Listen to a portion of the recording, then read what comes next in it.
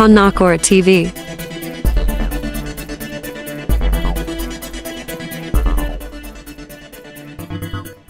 Kanakora TV. Kanokura and Anope and Wadi and Shemo was said they would never know. We are since and some Indian tried, not just say Cassiabo and a news so a Tonya day Indian tried. And indeed, the Biano said ye Unimono, the update of what is happening at the Brown. We update news, especially from Gaza and Israel conflict. The Akadi Babi Shishim and share na yede body na subscribe your channel no na Kanokora TV channel nso entimi yede body enko nanim na nipa bibiri entimi hu die esi wiase busia ene ye ko eye Israel Benjamin Netanyahu nsemi odi ababetudwa am say eye adwada no na Benjamin Netanyahu eye Israel Prime Minister Elbetuja. Now, Nina said, if we are saying, Mammy, a call for ceasefire. Nana order in Semi Ababetuja, but what UN Secretary, many countries, what they are saying to Israel to ceasefire. This is their opinion and their also view about the ceasefire. Benjamin Netanyahu can say, and yeah, dear Israel, a big giant. And I say bomb any a tuna or moto and I kono Gaza and yadia umbijai. I want to make clear Israel's position regarding a ceasefire. Just as the United States would not agree to a ceasefire after the bombing of Pearl Harbor or after the terrorist attack of 9/11, Israel will not agree to a cessation of hostilities with Hamas after the horrific attacks of October 7th. Calls for a ceasefire are calls for Israel to surrender to Hamas, to surrender to terrorism, to surrender to barbarism. That will not happen. Say Sabri Eyokobre. Now, this is what he continue said. He compared this situation now with the United States position after December 7th, 1941, Second World War, Pearl Harbor in 1941. On say before say eko anobaya dia America for koto even Asia Marco the nuclear weapon ekoto Hiroshima ewo Japan Japan for eko bomboy America for Harbor and say bombers ahodo be senso no motokwa US eko bombo. And the sorry, yeah, the Third World War buyer, and the Second World War, sorry, a buyer, and Namsoma, America for so it could be the power for a woo, a see a pa, a year historic, we are say, be a customer or a fair. And inti or the toto, Sadian say, Sabreno, as I didn't see, and we are say, Mammy, be sorry, I say, America for Winya ceasefire, but America for Antia say, on to see who so much or matters of folk. My time for so the body every day.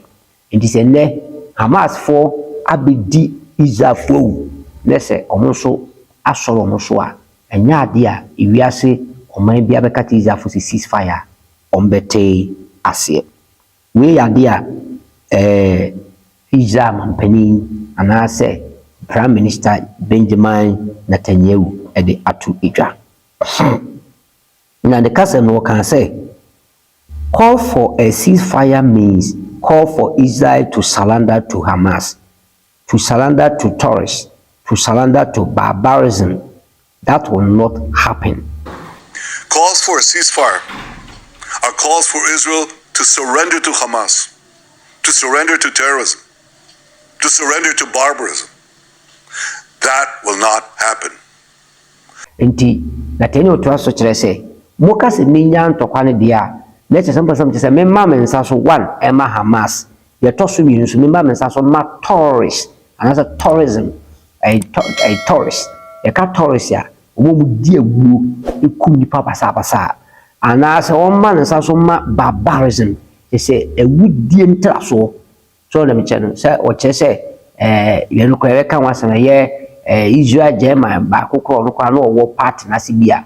wɔn de wɔn de ne bɔ kaa to ɛtwe ne fam saa kɔsi sɛ wɔtete yɛ aso wuyɛ wɔpemfoɔ a ne yɛapaa ne mu abere a wowuyɛ na yɛku nkwaraa no yɛyi nkwaraa no afiri ne yam would just imagine sɛ saa de wɔnyɛ nnipa na ɛyɛ barbarism na ɛno na wɔka sɛ sɛ moka sɛ me ceasefire deɛ na kyɛ sɛ wɔwɔ sɛ mekyɛ sɛ memma me nsa so ɛma saa abɔnefosɛm no ɛma ntia Israel nti it will never happen.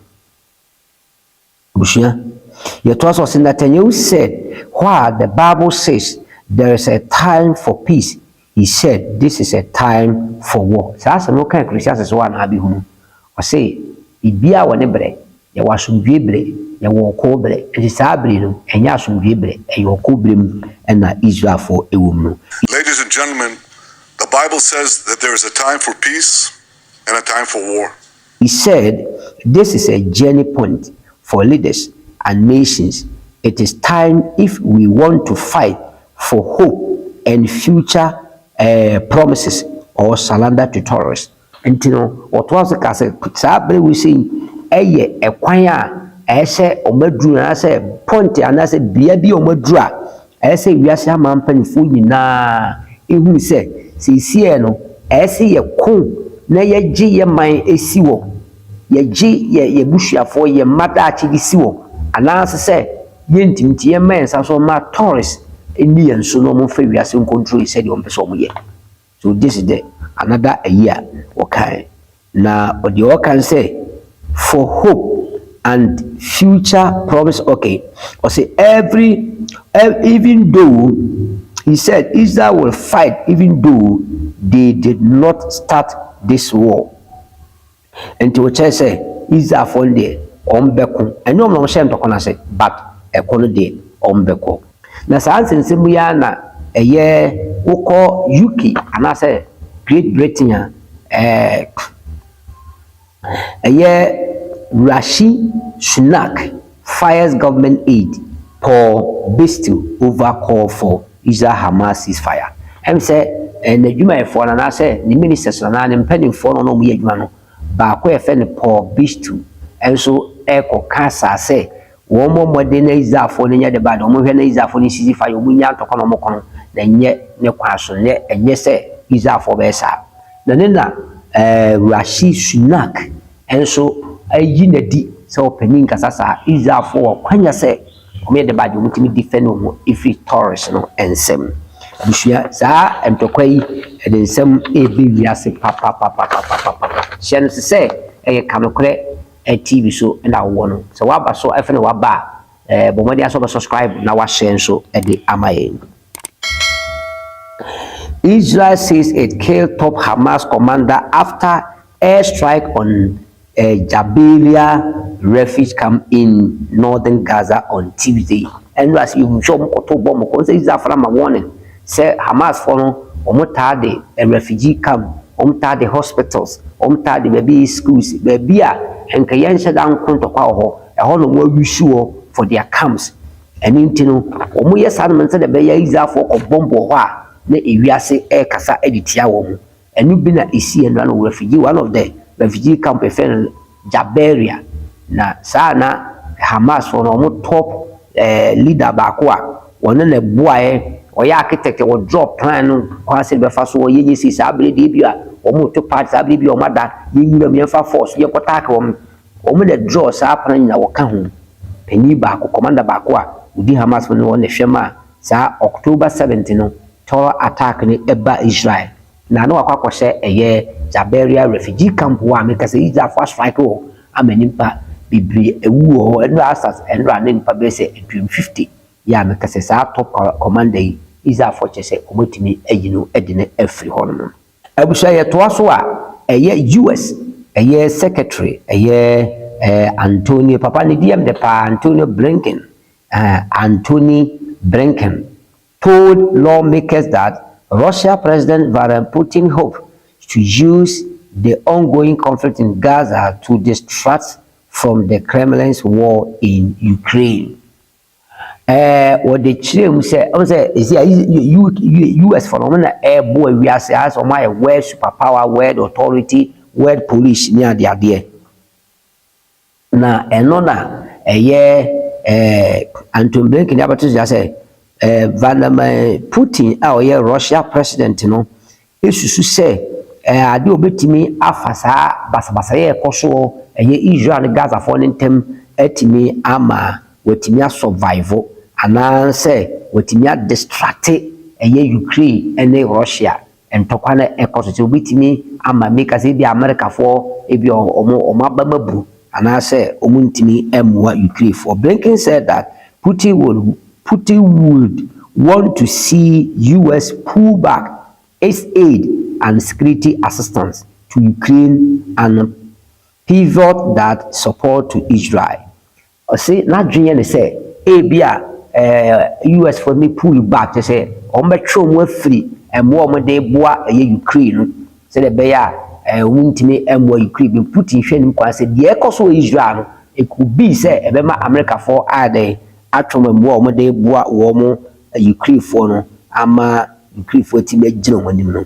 Na what was say he added that State Department and Pentagon are ready to continue their support for Ukraine and Israel. And on the two said Putin was arguing I want to argue and saying then there America for ebijai Ukraine for and that's will be your mama na Ukraine akudi sensebe. This is a kwambia said the burden enye mfra koya so won de wonya ka so bebo Ukraine or bebo Ukraine ntima Putin na adwen say ombejai Ukraine mu agigi mu no matwia for mo so anasa America for betro mo ho abro mo for omakode and no support emfa mana ko Israel ko they will support Ukraine aid with their ammunitions and money at the same time to Israel because they are all their allies. Russia foreign minister discussed Israel-Hamas conflict with Syrian counterpart. Once said Makato was a northern Asia. I just say a kwa a best free Israel a system.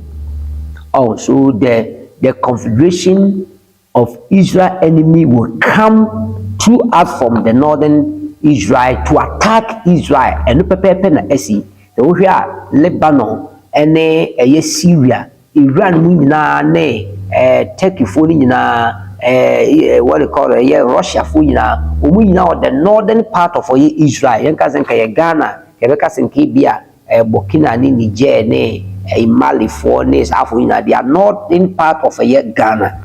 So there they will come from to attack Israel.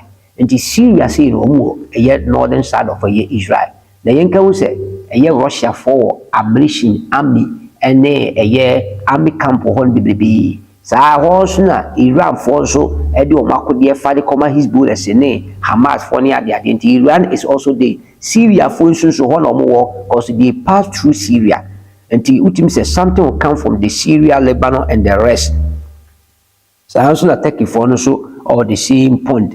Na eno na Russia foreign minister ene Syria foreign minister Asia no more discuss about the conflict between Hamas and then Israel ekoso Gaza no na asama umshia no say Hamas comes with Father Magdad and the Ministry of Foreign Affairs to women Asia. Lavrov and Magdad agreed that an immediate end to the bloodshed in Gaza, a solution to all humanitarian problems arising as a result of the fighting. Inti omunyo say ntokwano etwa ebawi ye kura ntententen na emoja efigu no eto etwa na ekwan a ombefa so omasa ade na asie no ene esi omodwentwene ho na ma nipa yare nipa prepare nipa ewu ni nyina no eto be de betwa na mu ko befa so de de amfa betu da na de bia meka cho say when you see these people are coming in it's telling us about the prophecy in the Bible, what the Bible have said about is out on the Ezekiel chapter 38 and 39 as usual. Not only the Ezekiel 38 and 39, Bible make a lot of promises or prophecies about the confederation coming from the northern side of Israel attacking Israel. But when it comes like that, as what the Bible have said. Therefore, you're going to see the display of God in Israel. So you need the eba.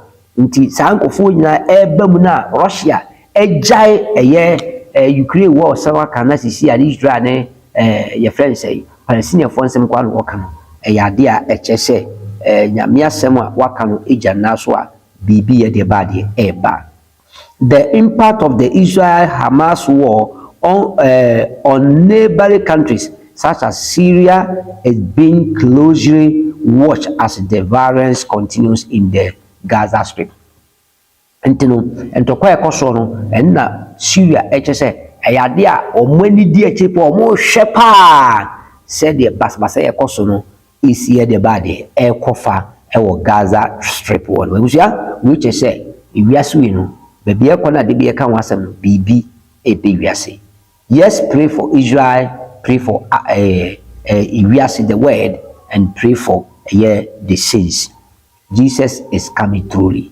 Give your life to Jesus Christ before it is too late. May Twaswa EU top envoy call for immediate release of all hostages held by Hamas. And so one day, one only the Pobia news you media dedicated the Amano.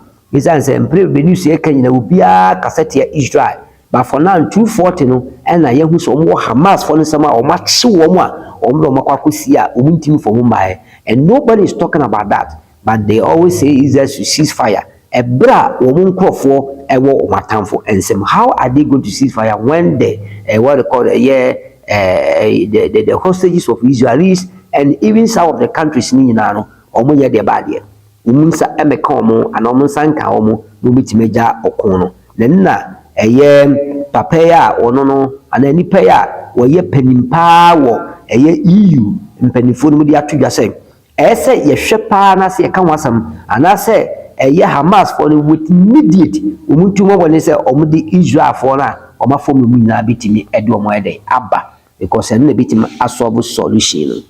He said Shani look a German Israeli citizen terrorist slaughter by Hamas is an illustration of the barbaric of terrorists against hundreds of Israeli and international citizens.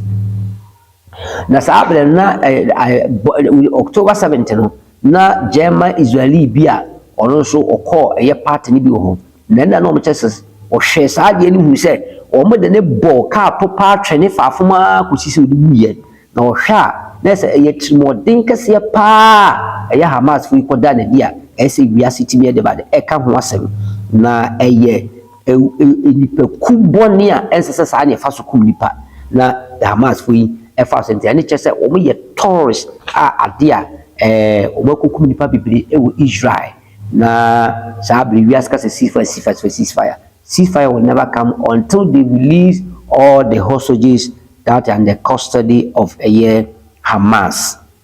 Sanlu 22 was seen in video footage stripped and paraded around Gaza in the back of a pickup truck of Hamas militants. Israel Defense Force spokesperson Jonathan Kolikus said IDF is attacked by Hezbollah.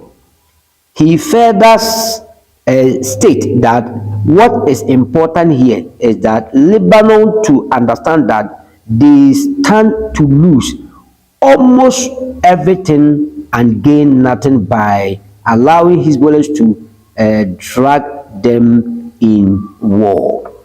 Me patro IDF Israel Defense Force Israel for military no peni okasama ono Jonathan kukas so ja tuja say Hezbollah for no war Lebanon and omo airstrike omo Israel for ntokwa no komo nkan ba tom do mu jim but ono de o ka kire Lebanese for ne say so omo ahwe yie na so de omo Hezbollah for no etwetwe omo ba ekon mu a ombelusu ni emo nyina no maja pade ombibi ombelusu nanso munya hwenso emfemfrim enti o ka chom so muhwe yie na edokano mo twom firi wo makwa ma Hezbollah fo ntwom ma but omo do mo twom ba omo ka chom se they will stand against them, and the Lebanon will lose all their all their inheritance or all that they have. Bushia, me the main ka Lebanon for be timia, mukana mo chere mo.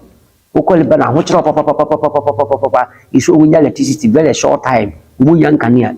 And yeah, they come and I was watching Lebanon, some places of Lebanon. I did things I watch but almost I Mazibo the front of Marco and Tokum. One real Lebanon is going to destroy and lose all their things. And in idea of spokesperson no catch on so we na Ebola for and show and farmer me will a coma bra umunya so emphasobia. Bolivia said, and some of Bolivia said, my didn't say over subscribe no was share Bushia Canukre TV and the day a year can finish a dear ne allo pay subscribe. Bolivia a place like South America, oh baby. Now or no, they are to just a bread any is that for Inkuta with the idea and so on also action is that for because of the Gaza attack by Israelis. But I don't see Israel attack Gaza. Gaza and attack Israel. And Israel also is retaliate or responding to their attack. That's what I see. But because people are not going to tell the truth, you know, that's the reason why we are witnessing all these talks.